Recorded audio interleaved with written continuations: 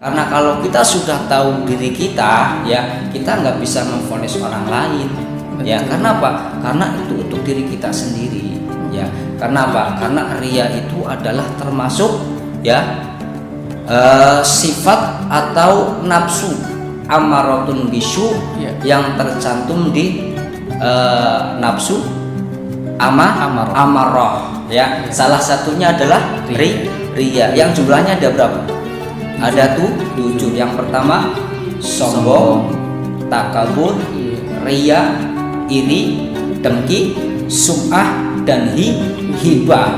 Dan ini adalah penyakit-penyakit yang tentunya ada di dalam diri kita, ya. Termasuk kita ngomongin orang itu ria, berarti kita sudah ria, hibah. Berarti Iya. kita kena 2, ya. Betul. Dosa kepada manusia itu sendiri yang kita tunjukkan itu, dan dosa kepada Allah Subhanahu, karena kita ghibah. Jadi ya. sebetulnya yang 7 itu ketika kita sudah tahu, misalnya orang itu sombong, orang itu takabur, ya itu biarin saja, karena belum tentu sifat aslinya seperti itu, dan belum tentu hatinya seperti itu. Bisa jadi kitanya yang terlalu banyak ngurusin orang lain, menilai orang lain gitu. Kita tidak sibuk memperbaiki diri kita sendiri. Istilah zaman sekarang itu kepo. Betul. Ya, kepo ya. Kepo. Jadi dari kepo itu muncul penyakit hati ya. Padahal yang sesungguhnya itu ilmu itu untuk kita sendiri ya, apalagi ilmu diri seperti itu tadi ya. Makanya pentingnya mengenal diri itu seperti itu. Kita nggak bisa memvonis orang lain, kita kembalikan dulu kepada diri kita. Ya, belum tentu yang kita vonis itu ria, belum tentu ria. Ya. Jadi ya kata Rasulullah Shallallahu Alaihi Wasallam, ya, innal hila wal hasada yakulani kama takulunar khotobah. Ya, itu adalah penyakit hati. Dan ria ini adalah perumpamaan, ya. Karena penyakit ria ini adalah penyakit yang sangat lembut, sangat halus, ya. Kata pepatah menyatakan, ya, seperti mana semut hitam, berjalan di malam yang gelap gulita di atas batu yang hitam. Nggak kelihatan. Tapi ada semutnya jalan. Ada semutnya. Makanya kita nggak boleh memvonis seperti itu. Ya kita jalanin aja, ya. Sambil kita memperbaiki terus niat kita. Yang penting kita harus belajar gila aja lah, ya. Apa tuh gila? Apa tuh Ustaz? Ya, gila itu adalah giat iman takwa gitu.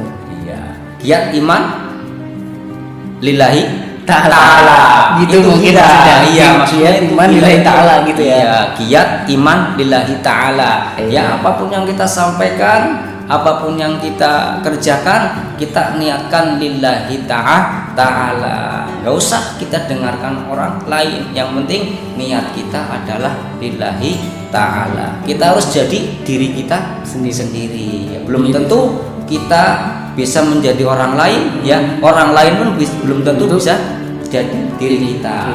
Begitu ya Ustaz ya. Jadi sekali malah dikhawatirkan nih Ustaz. Jadi teman-teman netizen, teman-teman di sosial media itu ada beberapa yang memang harus ya seperti itu. Terus kemudian kenapa sih nggak membuat konten yang lain aja? Kenapa sih harus seperti itu? Ya ibadah mah buat diri kita sendiri aja. Ibadah mah buat urusan kita sendiri aja sama Allah. Nggak usah diposting, nggak usah disebarluaskan gitu. Padahal di sini mungkin niat kita begini ya, kalau kita bikin konten tidak sesuai jalur kita, ya kita hampa. Contoh ya, kalau kita mau ke Grogol misalkan, atau kita mau ngomongin soal desa ente namanya apa? Pangandaran ya. Sedangkan kita itu nggak tahu Pangandaran, berarti kelihatannya gimana?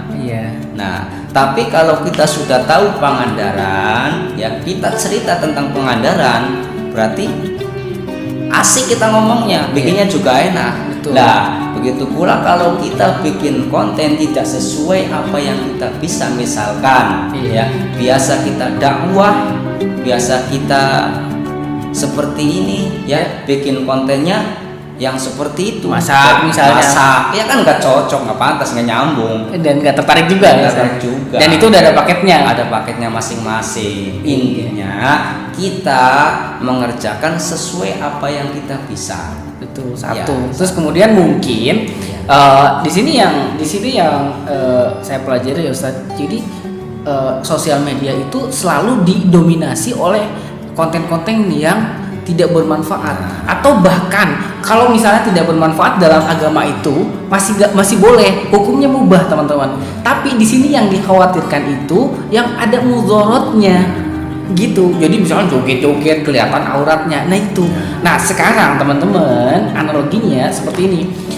Kalau misalnya ini konten yang menimbulkan mudorot, bukan lagi tidak bermanfaat tapi menimbulkan mudorot, terus kemudian kita tidak muncul ke permukaan media juga, lah ini nanti didominasi terus. Nah iya betul sekali. Iya, jadi siapa yang akan masuk ke ranah media sosial ini kalau misalkan kreator-kreator muslim selalu di komentar pedes ya, ria tuh, pamer tuh apa segala macam. Jangan, lebih baik apa didukung aja didukung. Jadi intinya hadirnya kita berdua, hadirnya konten kita adalah untuk menyeimbangi, ya kan? Untuk menyeimbangi daripada konten-konten yang akan merusak moral generasi muda kita, lari daripada syariat agama Islam. Jadi gitu. Ada juga sempet ya kemarin saya dengar bahwa ini bagus banget teman-teman buat yang belum pernah dengar kata-kata ini. Jadi ada orang yang ditanya Ustaz gini, Mas ngapain sih dakwah di depan kamera, dakwah di Instagram, dakwah di YouTube katanya. Dakwah tuh di masjid. Lah, ya hebatnya orang itu jawab apa? Ustadz itu jawab apa? Enggak kepikiran sama sekali. Mas, emang selama ini ente ada di mana?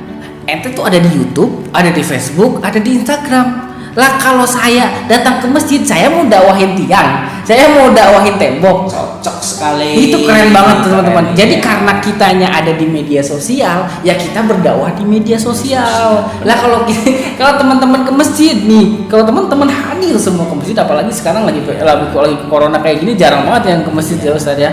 Ya udah kita dakwahi, kita bersiar lewat sosial media. Ini adalah sarana yang paling tepat. Betul sekali. Karena apa? Karena dari yang muda, dari yang kecil, dari yang dewasa, bahkan yang nenek dan yang sudah tua pun sekarang main di sosial media. YouTube, Instagram, dan Facebook. Semua punya ya sekarang ya. Jadi hampir semua orang sekarang mainnya di situ saja. Makanya hadirnya kita untuk mengisi di situ ya. Mungkin di antara 100 orang ya pasti ada yang nyangkut, yang terketuk hatinya untuk mendengarkan atau melaksanakan apa yang disampaikan.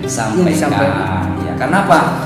Setiap kita menyampaikan, orang lain itu mengerjakan, berarti kita sudah dapat pahala. Betul sekali Ustaz. Jadi ini adalah bentuk siar kita ya Ustaz. Bentuk siar kita untuk umat di sosial media, karena semua orang sekarang sudah bermain di sosial media gitu. Jadi sosial media ini adalah sarana yang paling tepat untuk kita bersiar kepada Allah ya, kepada kita semuanya, agar kita selalu diingatkan ya. Jangan kita takut diingatkan ya, karena kesalahan ya, kelalaian yang kita kerjakan itu bukan diri kita sendiri ya, tapi dari orang lain gitu. Jadi kalau kita mungkin dicibir, ya, dihujat, ya itu adalah suatu cobaan untuk kita, ya untuk yang menyampaikan. Malah saya senang kadang-kadang. Iya. Karena apa? Karena cibiran, cacian, hinaan itu adalah jadikan diri kita untuk motivasi belajar untuk yang lebih baik lagi.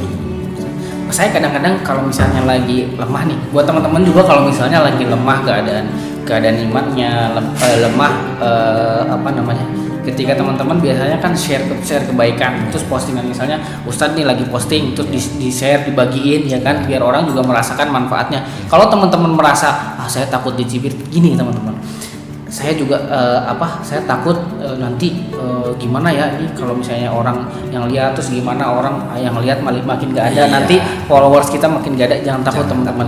Jadi gini, saya pernah mikir gini, kalau misalnya saya ngundang 100 orang aja, 100 orang, bayangin teman-teman apa yang harus saya persiapin, tempatnya, ya kan, berapa ongkos yang harus saya siapin. Nggak mungkin nggak dihidangin. Misalnya saya mau ngumpulin orang untuk saya bersiar nih 100 orang, itu biaya teman-teman, dan gimana capeknya, repotnya.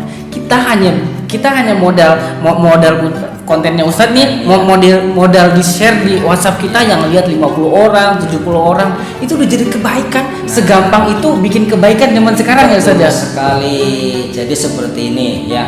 Kalau kita meng-share ya sesuatu yang baik dilihat orang yang banyak, berarti kita berlipat ganda ya balasan dan ganjaran yang diberikan oleh Allah kepada kita.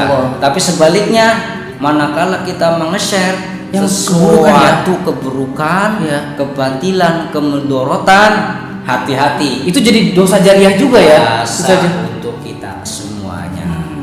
Gitu ya. Jadi ada pahala jariah, ada juga dosa jariah. Betul sekali. Karena ditonton terus kan. Terus misalnya upload yang kebuka auratnya, itu kan ditonton terus ya saja. Begitu juga kita upload yang bermanfaat, ya ditonton terus, jadi pahala jariah. Nah teman-teman, itulah yang pengen kita sampaikan dari tadi. Jadi supaya kita itu lebih semangat lagi, makin naik lagi semangat kita ya untuk menyebarkan kebaikan, untuk berdakwah ya, untuk menjadi penerus daripada baginda Nabi Muhammad sallallahu alaihi wasallam.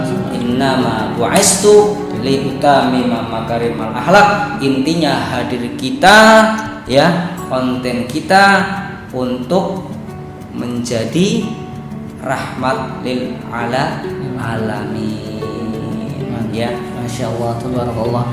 Teman-teman, kita sudah di penghujung acara karena semua udah kita bahas tentang konten ini ya. Jadi begitu bermanfaatnya sebetulnya, begitu sarana media ini mudah untuk kita lakukan, akan tetapi tidak banyak dari kita yang mau ngambil bagian. Seperti itu ya. Jadi teman-teman, dukung terus kami berdua, saya di channel Arif Solihuddin dan saya Zainuddin MS. Ya teman-teman, boleh tinggal, nggak perlu repot-repot seperti kita bikin ini segala semuanya, ngedit apa segala macam. Kalau memang tidak ingin seperti itu, nggak apa-apa. Bantu kami saja untuk mendukung dengan subscribe, sering like dan sering komen, terutama share juga ke teman-teman kalian semua. Mungkin cukup ya Ustaz ya. Cukup untuk mengakhiri. Kita mohon kepada Allah Subhanahu wa taala dengan kita membaca sholawat bil qulub, karena ini adalah sholawat yang sangat luar biasa. Ya, penghampunan kita kepada Allah agar kita dilindungi, dijauhi dari segala mara bahaya oleh Allah Subhanahu wa taala. Berikan kesehatan betul. Yuk, shallu ala Muhammad. Allahumma salli ala sayyidina Muhammadin tibil qulubi wa dawaiha wa afiyatil abdani wa sifaiha wa nuril absari wa diyaiha wa ala